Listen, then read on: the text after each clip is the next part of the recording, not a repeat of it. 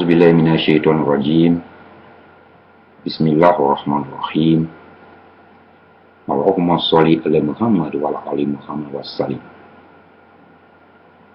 Nous procédons maintenant à l'étude spirituelle du dernier pilier de l'islam, qui est le Hajj,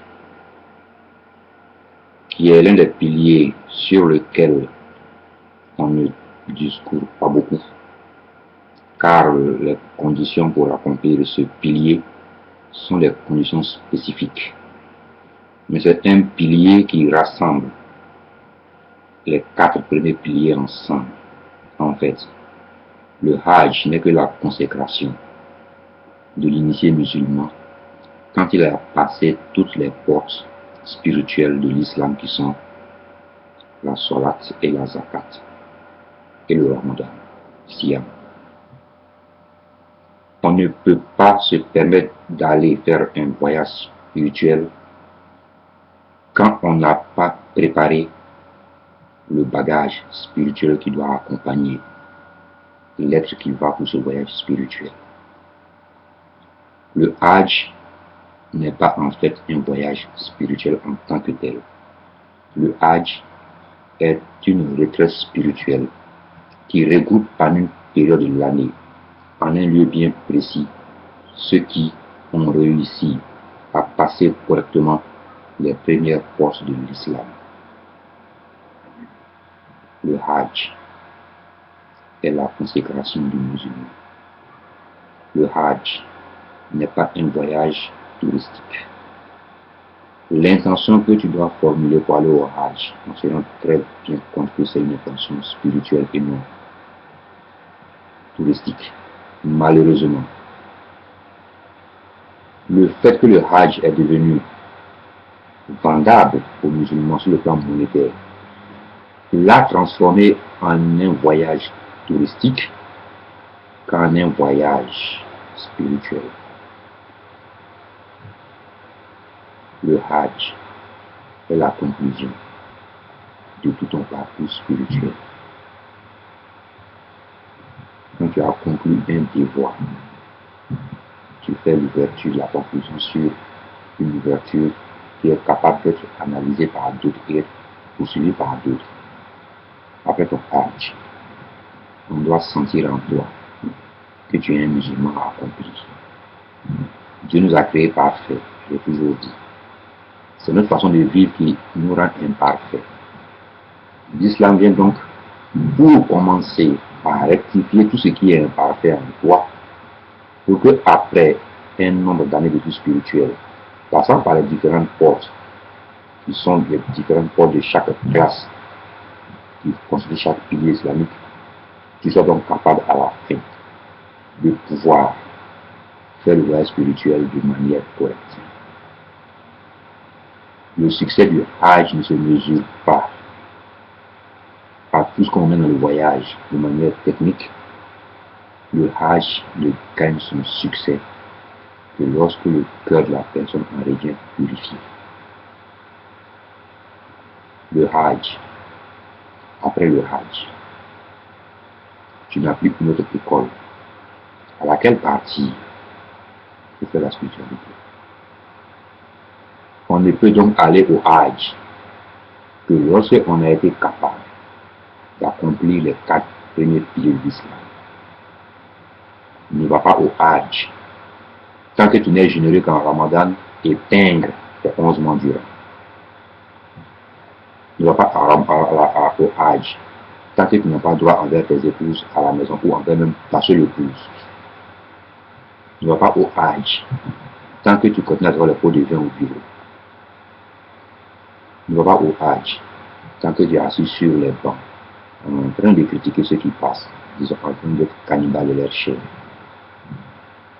Tu ne peux pas bien préparer un voyage pour aller au Hajj et quand un soeur ou une frère passe, il dit salam alaikum, tu réponds salam alaikum, et dès qu'il tourne le dos, soit tu parles à ta propre conscience ou tu parles à un voisin assis à côté de toi, non pas pour les féliciter du fait qu'il vient à la mosquée, mais pour les rabrouer et pour juger leur conscience en disant: tu vois cette fille ou ce jeune qui sont passés tout à l'heure là, ils viennent à la mosquée, ils se rappellent Dieu soudain.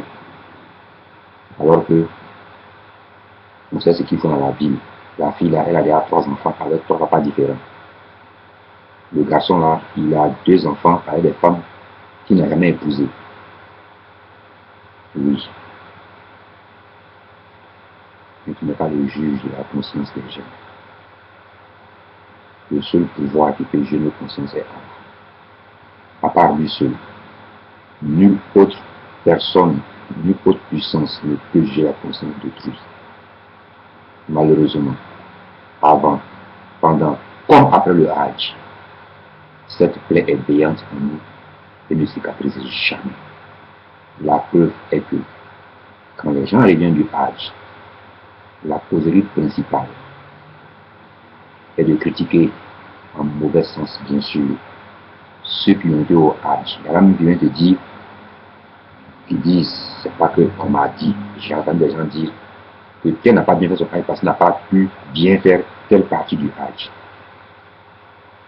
Qui es-tu pour juger le Hajj des gens? C'est que toi-même, quand tu dis ça tout du Hajj, tu dois mettre en tête que ton Hajj est annulé. Il est plus facile d'annuler un Hajj que d'annuler une prière. Quand la prière, tu as fait une erreur, tu la corriges, même si tu as fait 10 ans après, et elle devient valable. Mais avec une façon de vivre matérialiste aujourd'hui, si tu t'es permis de mélanger toi-même ton Hajj, après ton retour du Hajj, que peut-être tu as bien fait les trucs techniques et culturels correctement, pour en refaire un autre, ce n'est pas la chose la plus aisée. Tu ne peux pas corriger le Hajj en restant chez toi. Tu es contraint donc de repartir, cette fois-ci avec les intentions nobles et spirituelles, pour revenir de ce voyage spirituel pur et propre. Le Hajj est la note qui permet aux musulmans de dire j'ai bien fait comme je le pouvais pour pouvoir faire le mieux possible de ma capacité les 5 piliers islamiques. Mais on voit bien donc que tout est lié à la shahadat. Tout ce qui suit, les 4 piliers qui suivent dans la religion islamique, leur qualité est liée à la qualité de la shahadat que tu as entrepris au départ. Si tu as fait une shahadat mécanique, technique, juste dire des mots avec ta langue, sans connexion avec ton cœur spirituel, justement, tu vas jeûner techniquement, tu vas prier techniquement, tu vas faire le hajj techniquement, et tu vas donner la zakat avec peine. C'est pour cela qu'on a beaucoup insisté sur la shahadat, et on reviendra toujours sur la shahadat. La shahadat est la clé qui permet à l'homme de rentrer dans sa initiative de l'islam. Dès lors qu'il reçoit la clé, qu'il ouvre la porte et qu'il rentre, il doit commencer à s'occuper de la maison qu'on lui a confiée. L'islam n'est rien d'autre que comme une maison que tu loues à Allah. Et chaque compartiment de la maison, le plus élémentaire, constitue justement les autres piliers de l'islam. Comme on l'a déjà dit,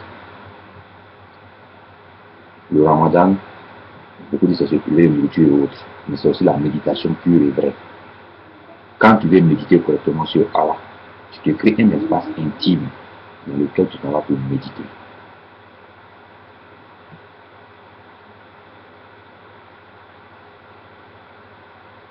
Ça, c'est la chambre parfois. Et souvent, c'est une chambre très personnelle, un endroit où on fait la prière. Vous verrez que les musulmans dans leur maison, on fait souvent un endroit où ils font leur prière. Ça, c'est le ramadan. Le hajj, c'est la conclusion de tout. C'est la salle, c'est la chambre dans laquelle tu te couches quand tu as fini par faire tous les devoirs de la journée.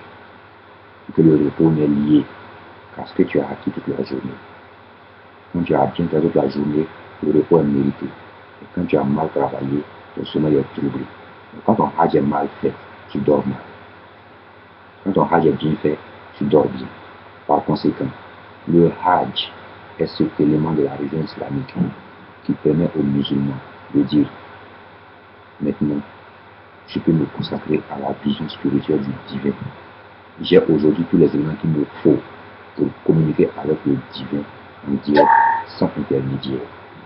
Malheureusement, malheureusement.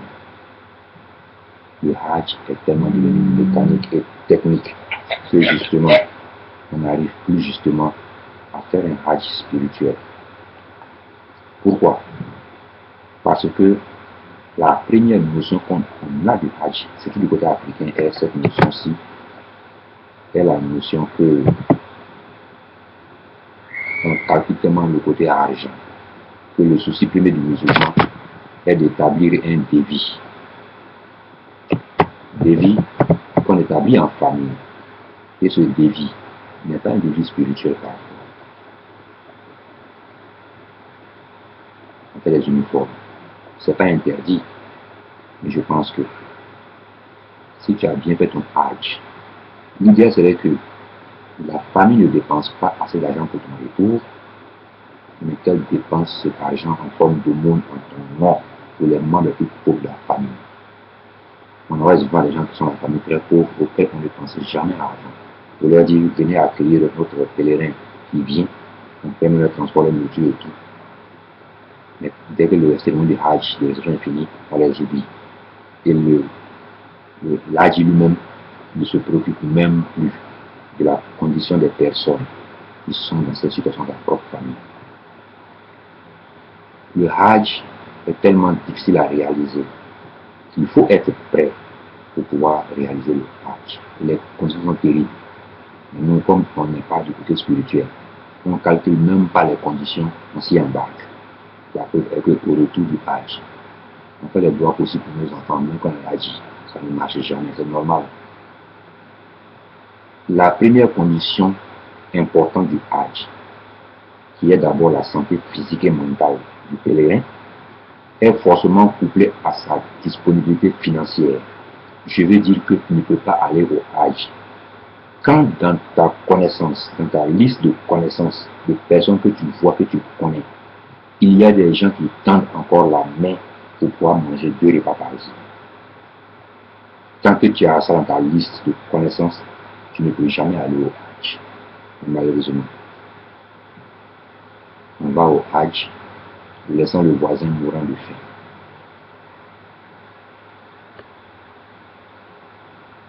La seconde condition est la probité morale. Et oui, je prends un exemple. Vous êtes dans un service où vous préparez les pots de vin. La première condition que vous devez remplir avant de commencer à penser au Hajj, c'est de commencer à repousser les pots de vin qu'on vous donne. Même si on vient vous tendre le billet d'argent pour faire un papier municipal, c'est de pouvoir dire non. Ce nom que tu dis n'est pas un nom que tu dis de toi-même, mais c'est un nom que tu dis au diable. Parce que si tu vas avec le diable dans ton cœur au Hajj, on en connaît les conséquences. Ça sera tellement mécanique que quand tu vas venir relater même le Hajj, tu ne pourras même pas expliquer le côté spirituel du Hajj. En fait, tu n'en vois même pas le côté spirituel. Tout ce que nous rapporter, c'est qu'on était beaucoup, il y a du monde, on a fait des tours ici, les pays est bien construit. C'est ce qu'on nous rapporte beaucoup de fois quand on cause avec ceux qui sont venus du Hajj. Ils ne reviennent jamais avec des notions spirituelles, mais que des notions géographiques, culturelles et de panorama de l'Arabie Saoudite. Les rues sont propres, ils ont l'argent, il y a les immeubles partout, ils ont les grosses voitures. La Kaaba est bien jolie, c'est bien fait, c'est bien organisé. Ce n'est pas pour ça que tu vas à la Mecque, on a dit. Tu vas à la Mecque pour la consécration de ta foi. Tu ne vas pas à la Mecque pour admirer les lieux saints. Tu vas à la Mecque pour t'imprégner du vrai sens spirituel, de la connexion de ton âme avec l'Esprit divin. Le Haji, le Hadja ne peuvent acquérir ce titre noble que lorsqu'ils ont été capables, avant d'aller, de connecter leur circuit énergétique intérieur, qui est l'âme de l'homme, au générateur principal qui est Allah, pour d'abord recevoir de lui l'influx spirituel, coupole sur laquelle ils seront quand ils feront le Hajj.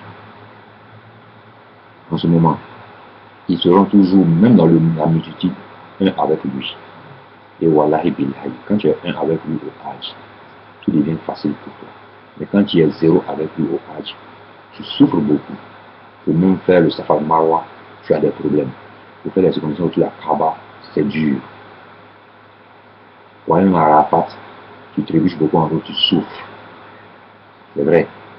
Les imams vont te blaguer en te disant que c'est une bonne chose que tu aies souffert à la Mecque. La raison, je ne sais pas pourquoi on le dit parfois à des gens. Mais c'est que moi, je sais de mon Seigneur est ceci. Le Seigneur ne te fait jamais souffrir sans mettre à côté sans mettre à côté de l'épreuve une solution que tu dois voir. Et il te donne l'intelligence pour voir la solution qui est à tes côtés. Dieu ne te donne pas un exercice spirituel sans te donner la solution. À toi d'ouvrir tes yeux spirituels pour voir la solution qui t'entoure. C'est comme ça que Dieu a agi, comme dans le cas de Youssouf, alayhi salam. Il est tombé dans le puits. Il croyait mourir dans le puits. Et on lui dit, il entend l'inspiration divine qui lui dit, tu raconteras à tes frères certainement, sans qu'ils ne s'en rendent compte, cette histoire-ci. Youssouf comprend donc que il ne mourra pas dans le puits, sinon il ne pourra pas raconter l'histoire à ses frères plus tard. Donc Dieu lui donne l'information que tu es dans un problème dans lequel tu penses ne pas sortir. Tu vas raconter cette histoire-là à tes frères sans qu'ils ne se rendent compte, c'est-à-dire qu'eux-mêmes ils auront perdu la notion de ton visage, ta morphologie, ta physionomie. Donc ça veut dire que tu ne seras pas dans leur voisinage. Et ça sera pendant très longtemps, de telle manière qu'ils ne te reconnaîtront plus, parce que tu seras dans un autre milieu que eux ne maîtrisent pas. De telle manière qu'ils vont te prendre pour un membre de ce milieu. Donc il y a deux notions importantes en ce moment. Je ne vais pas mourir ici, mais je vais vivre loin d'eux. Comme ça, Dieu informe dans les signes. Malheureusement, j'ai parlé des signes en islam. Tout ce qu'on retient, quand le Hajj est annoncé, on ne prépare pas le pèlerin de manière spirituelle, mais de manière mécanique. La première chose qu'on leur dit d'abord comme information, on s'inscrit pour le Hajj à tel bureau, voici le coût du Hajj. Donc déjà, on met le pèlerin dans une notion de matériel. Donc, comme il est à la Mecque, donc il ne se préoccupe du côté spirituel de la Mecque qu'il va faire, du voyage qu'il va faire. Il doit avoir eu la fortune qu'on lui demande pour aller prier Dieu. Par conséquent, son souci n'est même plus de se préparer de manière spirituelle, mais c'est de préparer son porte-monnaie. Bien. Après, à quelques temps de départ, on les rattrape dans une mosquée pour leur apprendre les invocations à dire. À quoi sert de dire une invocation quand le cœur de celui qui dit l'invocation ne dit ça qu'avec sa langue uniquement et non en connexion avec son cœur et Allah.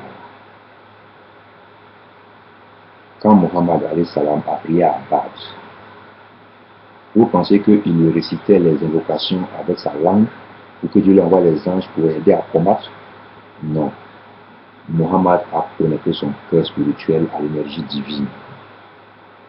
Il a créé la communication entre lui et Dieu par justement une spiritualité plus grande ce jour-là, de telle manière qu'on a vu que ses lèvres remuaient. Ce qu'il disait, ce n'était pas pour nous qu'il le disait. Il avait dit très fort. Il les a dit pour Allah. Et Allah l'a entendu. Et quand Allah lui a répondu, il a entendu la réponse d'Allah, pas les autres. C'est ça une invocation. Voilà comment ça marche une invocation. Une invocation n'est rien d'autre qu'une prière que tu fais de manière intime entre ton cœur spirituel et la connexion avec la source divine. Tant que ton invocation n'est faite qu'avec ta langue, ou juste faire plaisir à des gens, ou juste apprendre à répéter des mots, comme on fait pour la shahada, toi tu iras à la Mecque et à ton retour, ton discours sera, le pays est bien construit, il y a la lumière partout. Bon, il y en a sur les Champs-Élysées, il y a la lumière partout, donc tu vois bien que c'est pas pour ça que tu vas à la Mecque. Il y en a même qui te blaguent en te disant que si tu bois de Zamzam, tu n'as plus de problème de santé. Bon, moi, j'ai vu que les gens ne meurent pas en Arabie Saoudite de maladie. Après, pour voir pourquoi ils meurent de maladie en Arabie Saoudite, alors qu'ils ont les enfants à leur porter tout le temps. Ce sont ces gens d'images qu'on a à la tête de nos pèlerins qui font qu'ils ne vont même plus pour un pèlerinage. Il y a des gens qui leur demandent d'envoyer un morceau de caillou d'Arafat. Ce jour-là, il y a cette personne-ci à qui on demande d'envoyer un morceau de caillou de la montagne d'Arafat. Je lui ai dit, Si les gens qui sont passés avant toi avaient commencé à casser la montagne pour envoyer chacun un morceau de caillou de la montagne, es-tu sûr qu'après 1400, tu aurais trouvé encore la montagne en place? Il m'aurait dit, ah, tu as raison. Hein. Il m'a demandé, c'est pas ce qu'il me demande. Tu as vraiment raison. Et si chacun doit apporter un morceau de caillou à son parent ou à quelqu'un, je ne vais pas trouver cette montagne en place aujourd'hui. Si je l'ai trouvé en place, c'est qu'on ne la casse pas. Vous voyez comment se fait l'islam chez nous en Afrique. Au lieu de préparer le pèlerin à connecter son cœur spirituel avec l'énergie divine, tout ce qu'on lui apprend, c'est aller récolter de l'eau de Zamzam, aller récolter des morceaux de caillou. Pourquoi? Personne n'en sait rien. Et il y en a même qui te disent, comme la vie est dure, est chère, va avec de la cola ou des autres éléments que tu pourras revendre pour faire un peu d'argent de poche. Finalement, on voit que le voyage qui ça va faire n'a rien de spirituel. Et les conséquences sont retour. On les connaît. Et on les subit. Donc ça va.